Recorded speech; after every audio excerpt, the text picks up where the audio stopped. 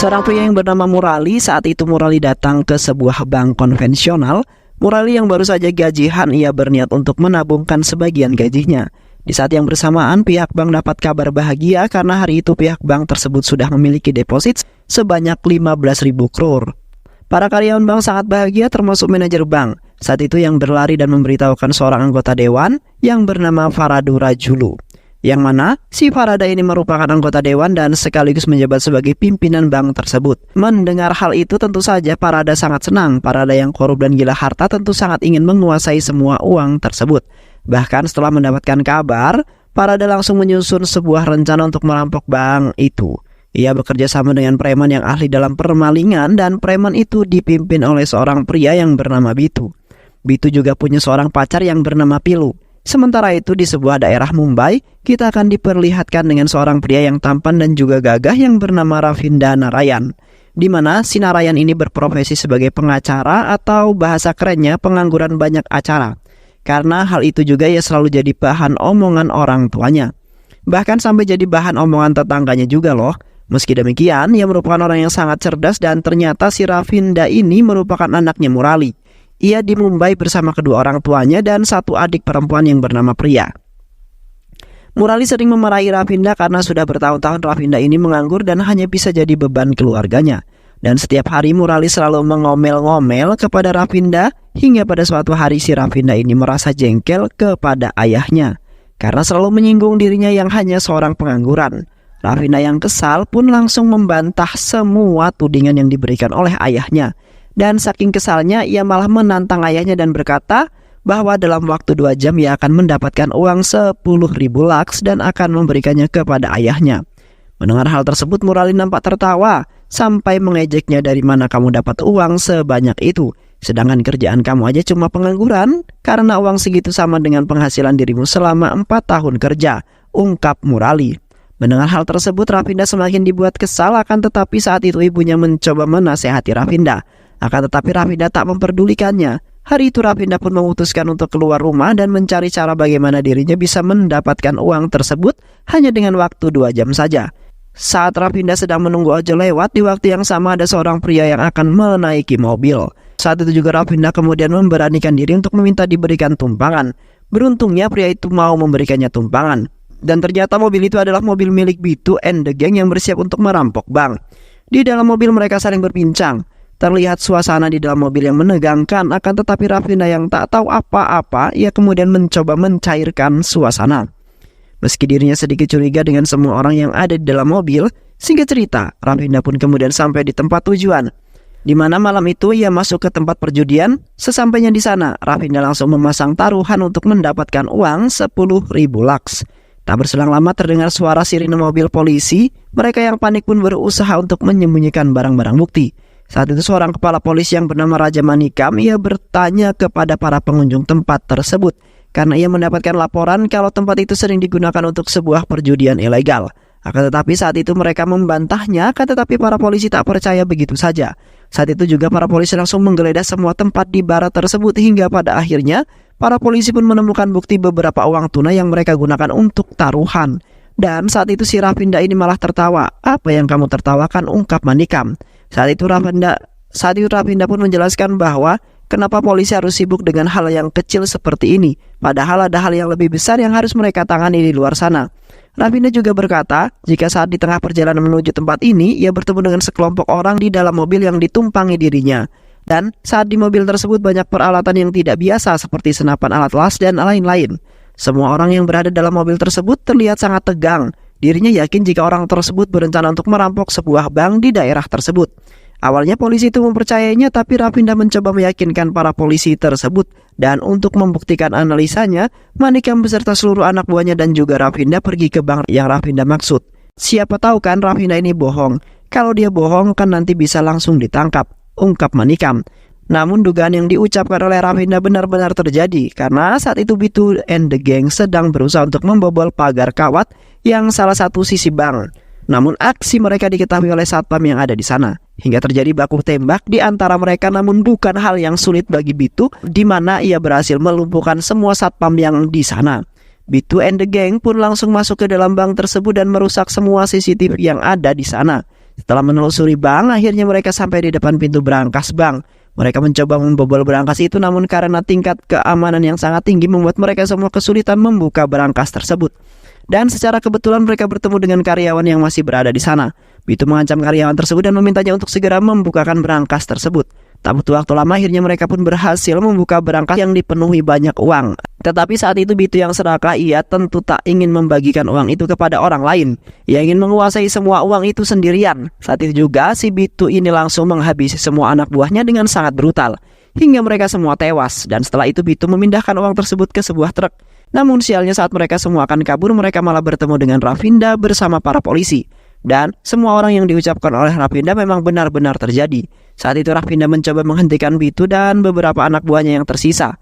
Akan tetapi Rafinda yang jago gelut bukanlah tandingan mereka. Rafinda dapat dengan mudah menghabisi mereka semua. Sementara itu Bitu yang melihat sahabat baiknya meninggoy, saat itu juga Bitu mencoba menembak Rafinda. Tetapi saat itu Manikam dapat di waktu yang tepat, ia langsung menabrak Bitu hingga terpental. Pada akhirnya polisi pun berhasil menangkap Bitu dan juga mengamankannya. Karena hal tersebut akhirnya Rafinda pun terbebas dari tuduhan polisi. Para polisi sangat berterima kasih karena telah membantu mereka untuk menggagalkan pencurian yang dilakukan Bitu. Singkat cerita, keesokan malamnya saat itu Bitu akan dipindahkan ke penjara lain di Mumbai. Akan tetapi saat tengah di perjalanan, mobil polisi yang membawa Bitu tiba-tiba dicegat oleh sebuah mobil mana. Ternyata itu adalah ulah Pilu, pacarnya Bitu. Pilu berusaha membebaskan Bitu dengan menembak mobil polisi tersebut, hingga pada akhirnya Bitu pun bisa kabur melarikan diri. Keesokan harinya Manikam pergi ke rumah Rafinda. Saat itu Manikam memberitahu Rafinda tentang Bitu yang berhasil melarikan diri. Manikam menyampaikan bahwa mungkin saja kini Rafinda dalam sebuah masalah yang besar. Manikam meminta supaya Rafinda mau bersembunyi untuk sementara waktu, mengingat dirinya telah jadi buronan Bitu and the Gang.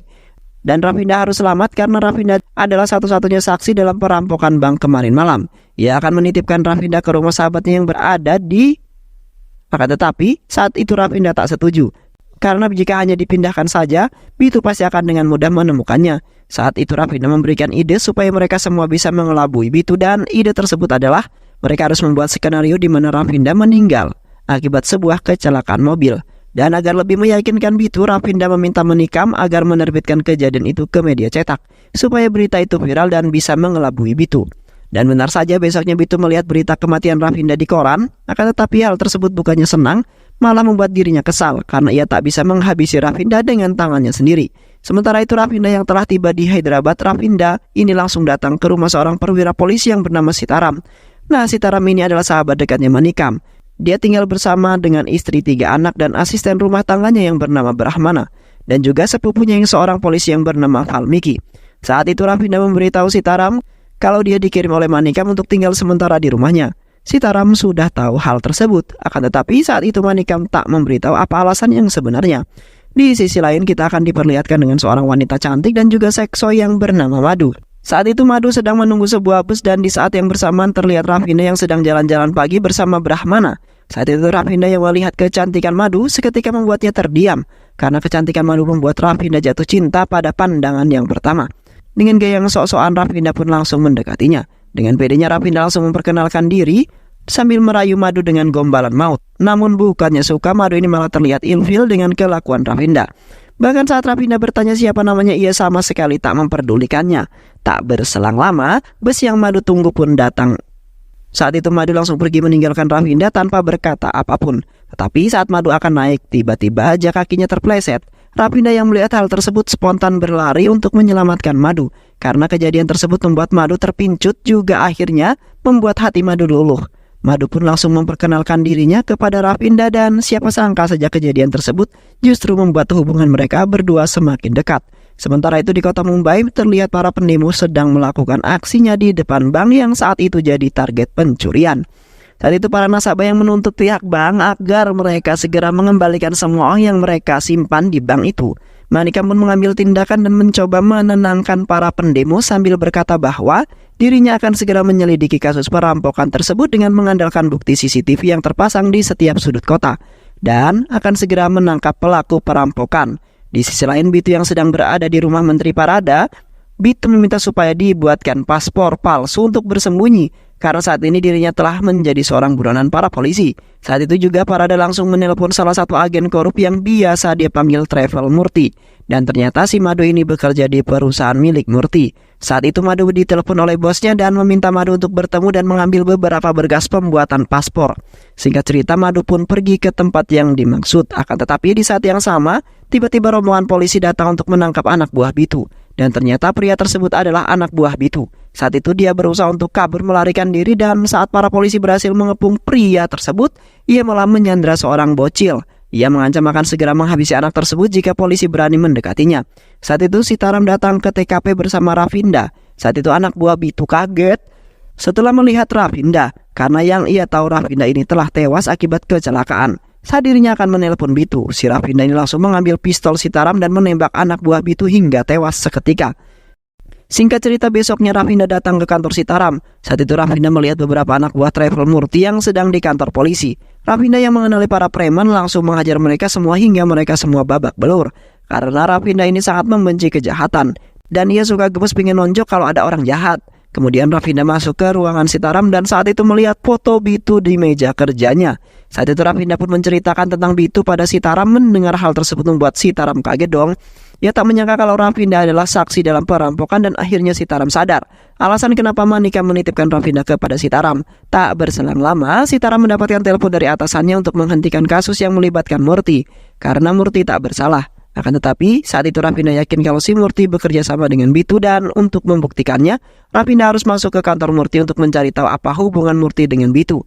Dan supaya Rafinda bisa masuk dan mencari tahu hubungan Rafinda dengan Bitu, ia harus mendapatkan ID card milik Madu. Karena itu satu-satunya akses ia bisa masuk ke kantor Murti. Keesokan harinya, Rafinda pergi menemui Madu dan mendapatkan ID card miliknya. Untuk mengelabui Madu, ia mengajak Madu jalan-jalan. Dan saat Madu mulai lengah, si Rafinda pun langsung mengambil ID card milik Madu. Setelah mendapatkan akses utama, malam harinya Rafinda and the gang menyelinap masuk ke kantor Murti. Setelah itu mereka pun langsung memeriksa laptop milik Madu, dan akhirnya mereka mengetahui ternyata si Bitu itu membuat paspor dan akan pergi ke Dubai untuk bersembunyi lewat jalur Mumbai besok pagi. Setelah mengetahui hal tersebut, besoknya Sitaram pun langsung menyerahkan semua anak buahnya untuk mengawasi Murti. Dan benar saja, ternyata hari itu Bitu datang ke kantor Murti untuk mengambil paspor miliknya dengan menyamar sebagai kurir pizza. Dan untuk melancarkan semua rencananya, Bitu pun membawa Madu bersamanya untuk menghilangkan barang bukti. Karena itu adalah satu-satunya orang yang mengetahui tentang dirinya. Rafinda yang dari tadi memperhatikan kantor Murti yang merasa curiga saat itu juga Sitaram dan Rafinda pun langsung berlari ke dalam kantor Murti. Kemudian Rafinda menanyakan keberadaan Madu kepada karyawan yang ada di sana. Setelah mendengar penjelasan dari para karyawan Murti, Rafinda pun bergegas ke mobil untuk mengejar Bitu. Dan saat di sebuah persimpangan jalan, mereka berhenti sejenak karena mereka tak tahu kemana arah Bitu pergi. Saat itu Sitaram memerintahkan anak buahnya untuk melacak mobil Bitu dari plat nomor. Tak lama Sitaram mendapat laporan bahwa Bitu pergi ke arah Cinai, tetapi Rafinda tidak yakin dengan jawaban itu. Rafinda berpikir kalau Bitu pasti pergi ke arah Bangalore, mengingat Bitu bukanlah perampok biasa. Dan pada akhirnya tebakan Rafinda benar. Saat itu juga Rafinda pun langsung menembak mobil Bitu dan semua anak buah Bitu, hingga pada akhirnya Rafinda pun berhasil mengulingkan mobil anak buahnya Bitu. Kemudian Rafinda terus mengejar Bitu, dan setelah perjuangan yang sangat sulit, Rafinda akhirnya bisa menghentikan laju mobilnya Bitu. Bitu yang melihat Rafinda sangat terkejut karena ternyata Rafinda ini masih hidup dan sehat walafiat. Saat itu, Bitu langsung menyandra Madu dan mengancam akan menghabisi Madu jika Rafinda berani mendekat. Kemudian si Bitu pun menembak mobil Sitaram dan mendorong Madu ke pinggir jalan. Saat itu Rafinda langsung lari untuk menolong Madu. Sementara itu Bitu yang melihat ada kesempatan, ia pun langsung kabur dan lolos dari kejaran Sitaram. Setelah itu mereka pun pergi ke kantor polisi. Tak lama kemudian Manikam datang dan bertanya kepada Rafinda apakah Rafinda baik-baik saja. Saat itu Manikam menyarankan agar Rafinda untuk pergi ke Hyderabad karena Bitu telah mengetahui identitas asli Rafinda. Akan tetapi Rafinda tak setuju karena ia sangat kesal kepada Bitu dan ia tak ingin pergi sebelum dirinya bisa menangkap Bitu. Saat keluar ruangan, Rafinda melihat Murti. Tanpa banyak basa-basi lagi, Rafinda langsung menarik dasi Murti dan langsung menggantungnya. Rafinda berkata bahwa ia sangat benci Murti karena sifat Murti yang licik. Ia menyogok polisi supaya tak bisa menangkapnya. Namun hal tersebut Murti akhirnya dimasukkan ke dalam tahanan. Kemudian Rafinda pun menelpon keluarganya di Mumbai. Saat itu Rafinda meminta agar keluarganya untuk pergi ke Hyderabad untuk sementara waktu karena Rafinda yakin kalau Bitu pasti akan mengincar keluarganya. Mendengar hal tersebut, mereka pun bersiap untuk pergi dari rumah tersebut. Tak lama setelah mereka pergi, tiba-tiba rumah Rafinda didatangi oleh para anak buah Bitu. Singkat cerita, akhirnya keluarga Rafinda pun tiba di rumah Sitaram. Ia meminta mereka di sini untuk sementara waktu, sampai semua kondisi aman. Setelah itu Rafinda pun berusaha untuk menjebak Murti. Saat itu Rafinda sengaja memasukkan Brahmana ke tahanan bersama dengan Murti. Brahmana kemudian menjalankan perannya hingga mereka pun menjadi akrab. Setelah itu Brahmana pun bereaksi dengan mengambil kunci dari petugas, dan setelah berhasil mendapatkan kunci tersebut, Brahmana kemudian mengajak Murti untuk kabur bersamanya, dan mereka pun berhasil kabur dari tahanan tersebut. Sementara itu Rafinda yang menyamar dan menggunakan motor, ia memberikan Brahmana sebuah bungkusan yang berisi 2 HP. Sementara itu Bitu yang berada di rumah Farada, ia menceritakan semuanya pada Farada. Dan ternyata selama ini dirinya telah dibohongi oleh Rafinda. Rafinda yang ia kira sudah mati ternyata dirinya masih hidup. Akan tetapi saat itu Farada malah menyalahkan Bitu yang tak becus mengurus hal seperti ini. Karena selama ini Farada sudah mengeluarkan banyak uang untuk Bitu, tapi semua itu tak ada hasilnya. Mendengar itu justru membuat Bitu sangat marah dan langsung mengambil pisau dan menusuk Farada tepat di dadanya. Farada yang kesakitan pun meminta maaf dan memohon agar Bitu mau melepaskannya, dan sebagai gantinya ia akan memberikan uang sebanyak 1.500 crore hasil rampokannya. Mendengar hal tersebut justru malah membuat Bitu semakin marah, karena selama ini yang ia tahu kalau uang hasil curiannya itu telah dibakar hangus oleh kepolisian. Bitu yang emosi kemudian menanyakan di mana Farada menyimpan uang tersebut. Namun karena kehabisan banyak darah, Farada akhirnya meninggoy sebelum dirinya memberitahu Bitu tentang uang tersebut. Tak berselang lama, tiba-tiba telepon milik Farada berbunyi dan ternyata itu adalah Murti. Saat itu Murti memberitahu Farada kalau ia lolos dari penjara. Murti tak sadar jika yang mengangkat telepon itu bukanlah Farada melainkan Bitu. Sementara itu Bitu yang mendengar hal tersebut langsung menyadari kalau ini semua pasti kerjaan Rafinda. Ia mengetahui kalau Rafinda sedang berusaha untuk menjebaknya. Keesokan harinya di rumah Sitaram terlihat keluarga Rafinda sedang membicarakan sosok wanita yang sedang dekat dengan Rafinda. Namun tiba-tiba Manikam datang dan memberitahu Rafinda agar Rafinda berhati-hati karena saat ini Bitu and the gang sedang mengincar dirinya. Setelah itu Manikam pun pamit untuk pulang, namun ia sadar kalau HP-nya ketinggalan di dalam rumah. Rafinda pun membantu mengambilnya, namun tiba-tiba HP itu berbunyi dan saat itu Rafinda mengangkatnya. Tiba-tiba mobil Manikam meledak begitu saja yang membuat dirinya meninggal. Tak lama anak buah Bitu datang dan langsung masuk ke dalam rumah Sitaram. Mereka menyandra semua anggota keluarga Rafinda dan membawa mereka semua ke sebuah pasar untuk bersembunyi. Rafinda pun berusaha menyelamatkan mereka dan menghajar semua anak buah Bitu. Namun tiba-tiba sebuah mobil datang. Murti pun berhasil membawa keluarga Rafinda menggunakan mobil tersebut. Saat Rafinda akan menyelamatkan ayahnya, tiba-tiba si Murti ini malah menembak ayah Rafinda tepat di dadanya. Melihat hal tersebut tentu membuat Rafinda sangat marah. Saat Rafinda akan menghabisi Murti, ibunya berteriak dan berkata bahwa ayahnya masih hidup. Mendengar hal itu, ia pun segera berlari memanggil ambulan. Sementara itu Murti berhasil melarikan diri. Rafinda yang berada di rumah sakit menyadari bahwa adiknya telah diculik. Saat semua orang sibuk menyelamatkan ayahnya di ruang ICU, ayahnya berkata bahwa ini semua karena Rafinda. Kalau Rafinda tak memberikan tantangan padanya, mungkin ini semua tak akan terjadi. Dan menurut ayah Rafinda, keluarganya lebih berharga daripada kekayaan. Dan jika sudah memulai sesuatu, maka selesaikanlah, ungkap ayah Rafinda. Mendengar hal tersebut, Rafinda pun langsung pergi untuk menyelamatkan adiknya. Saat di perjalanan, Rafinda berkata bahwa 20 menit sebelum terjadi ledakan, ia mendengar Manika menyuruh sopirnya buat parkir mobil. Seharusnya di dalam mobil tersebut ada seorang supir, tapi hasil olah TKP hanya ada satu mayat yang ditemukan di dalam mobil tersebut. Rafinda juga mendengar percakapannya jika saat itu Manika menelpon Farada, sedangkan Farada sudah meninggal sebelum ledakan itu terjadi. Rafinda curiga kalau Manika mengetahui uang hasil perampokan yang disimpan di tempat pembuangan sampah. Kemudian Manika bertemu dengan Farada untuk mengatur pembagian uangnya. Selanjutnya uang mereka kuasai. Mereka kemudian berusaha untuk menjebloskan Bitu ke dalam penjara karena Bitu kabur, jadi semua rencana mereka selama ini gagal. Dan Rafinda mengambil kesimpulan kalau Manikam pasti bekerja sama dengan Farada. Itulah alasan kenapa Bitu menghabisi Farada. Sedangkan Bitu sengaja membiarkan Manikam hidup karena cuma tinggal dia yang tahu di mana uang itu disimpan. Kemudian Rafinda pun langsung mencari keberadaan Murti hingga pada akhirnya ia pun kemudian berhasil menemukannya. Murti yang melihat keberadaan Rafinda, ia langsung terkejut dengan sigap. Rafinda pun langsung mengejar Murti. Sementara itu Bitu dan Manikam melakukan pertemuan di gudang di mana uang itu disimpan. Mereka berniat untuk membagi dua uang tersebut, akan tetapi saat itu Bitu bersikap licik dan saat itu juga Bitu malah membunuh Manikam di tempat tersebut. Kemudian Bitu memerintahkan anak buahnya untuk membawa 3 kontainer dan salah satu kontainer diisi dengan uang hasil rampokan mereka semua. Serta ia berusaha untuk kabur ke luar negeri menggunakan kapal dari pelabuhan. Raffinda yang menyadari hal tersebut, ia langsung mengejar mereka semua menggunakan helikopter. Sitaram bingung siapa yang akan mengendarai helikopter itu. Saat itu Raffinda teringat dengan ucapan Sitaram yang mengatakan kalau calon menantunya adalah seorang pilot. Akhirnya Sitaram menemui calon menantunya. Setelah itu mereka pun akhirnya pergi dari Hyderabad dan singkat cerita mereka pun sampai di tempat yang mereka tuju. Saat itu Sitaram melihat ada 3 kontainer dan hanya salah satu kontainer yang berisi uang. Sitaram meminta saran pada Raffinda tentang kontainer mana yang berisi uang. Dan dengan kecerdasan Raffinda pun langsung mengetahuinya. Setelah itu mereka pun pergi menggunakan mobil yang ia curi. Sementara itu Sitaram terus memantau dari helikopter. Raffinda terus berusaha mencari cara supaya dirinya bisa menghentikan truk itu sebelum sampai di bandara. Tak lama kemudian ia mendapatkan sebuah ide. Kemudian Raffinda pun menelpon teman-temannya yang ada di Visakhapatnam dan memerintahkan mereka untuk membantunya dengan membunyikan bel sekolah. Setelah itu Raffinda meminta temannya untuk menyiram orang yang ada di depannya hingga terjadilah sebuah pertarungan. Sementara itu Raffinda yang cerdas, ia mengingat jika anak buahnya itu memiliki kebiasaan mendengarkan radio. Kemudian Raffinda menghubungi temannya yang kebetulan seorang penyiar radio di tempat itu. Ia memintanya untuk mengatakan ada kemacetan di jalan layang yang menuju pelabuhan. Dan usaha Raffinda pun kembali berhasil, yang membuat mereka berhenti di depan para demonstran yang tak lain adalah nasabah bank yang kehilangan uang mereka. Merasa kontainer sudah berhenti, anak buah Bitu yang di dalam kontainer dengan spontan membukanya. Ia mengira sudah sampai di pelabuhan. Di saat yang sama para pendemo melihat sesuatu yang tak beres. Kemudian para pendemo itu langsung menyerbu kontainer tersebut dan menghajar semua anak buah Bitu. Akan tetapi saat itu Raffinda langsung bergegas, sementara itu Bitu yang tiba di pelabuhan.